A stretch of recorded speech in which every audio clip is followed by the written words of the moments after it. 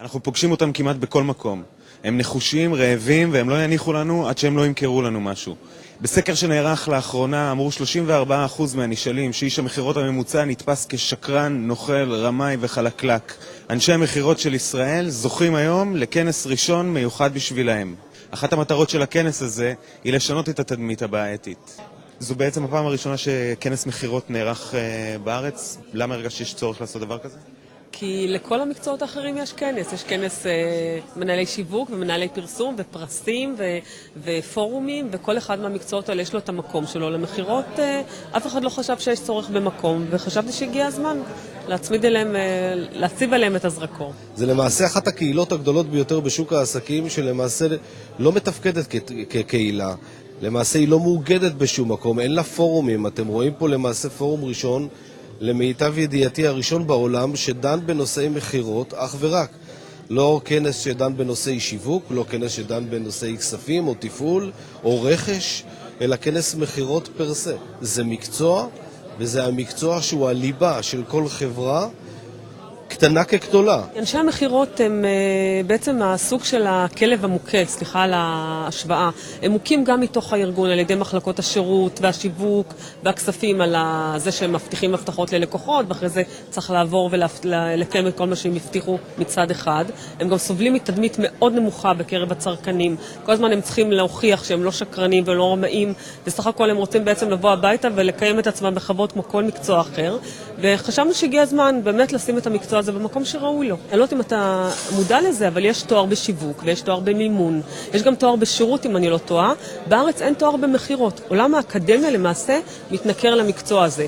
אגב, בעולם יש תואר במחירות, תואר ראשון, ואנחנו בעצם, אולי הבשורה הגדולה שלנו, זה מלבד הפורום המקצועי ומקום, וככה באמת מקום להתראות למנהלי מחירות, גם לתת את ההתחלה, את הדרך, את הצעד הראשון לקראת תואר אקדמי. בסקר שערכתם לאחרונה הסתבר שהמון אנשים, 34%, מאמינים שאיש המחירות הוא לרוב שקרן, פטפטן, נודניק ורמאי. מה הטיפ הראשון שהיית יכולה לתת לאיש מחירות כדי להוציא אותו מהדבר הזה? קודם כל, באמת להיות מקצוען. להיות מקצוען אמיתי, להבין במטריה, להבין בצרכי הלקוח ולדעת להתאים בין יכולות הארגון, יכולות השירות, יכולות התמיכה והשירות לבין צרכיו של הלקוח. להיות יותר יצירתי, להיות יותר מתוחכם. רועי ורמוס, מנכ"ל פסגות בית השקעות, שלום. דיברת בהרצאתך על ההשפעה שהייתה לוועדת בחר על בתי ההשקעות מבחינת הצורך הגובר בשיווק. תוכל להסביר איך זה בא לידי ביטוי אצלכם בשטח? כן, אנחנו הפנמנו בשלב מוקדם יחסית שמצד אחד הרגישות לתשואות, לתנודתיות, הולכת לקפוץ מדרגה, ולכן גם אם התרגלנו בעבר לתנועות מהירות יחסית של כסף, הרי שפוסט ועדת בחר אנחנו רואים שהתנועות של הכסף הן יותר מהירות. הדבר השני שהפנמנו הוא החשיבות של הכרת וניתוח ערוץ ההפצה שאליו אתה פונה, ולכן החלטנו לעשות אצלנו שינוי במבנה השיווק של החברה, ולעבור מתפיסה שהיא תפיסה מוצרית לתפיסה שהיא ערוצית. כלומר, ברגע שאנחנו משווקים ליועצי השקעות בבנקים, אנחנו משווקים להם את כלל מוצרי בית ההשקעות, ולא מוכרים להם את הדברים ברמת המוצר. אני חושב שאנחנו חייבים להקנות אנשים יותר כלים. אני חושב שאנחנו צריכים להתגאות במקצוע שבו בחרנו. אני חושב שבאורנג' אנחנו עובדים על זה מאוד מאוד קשה. דיברתי על זה גם בכנס, על האורנג' קולג' שלנו. אני חושב שהארגונים חייבים להפגין יכולות יותר גבוהות בתחום המחירה, ולהתגאות בכך, כמו שאמרתי, שאיש מחירות הוא איש מחירות טוב. בחברה שבה אתה נמצא, מבחינת הפירמידה הניהולית, איפה נמצא איש המחירות?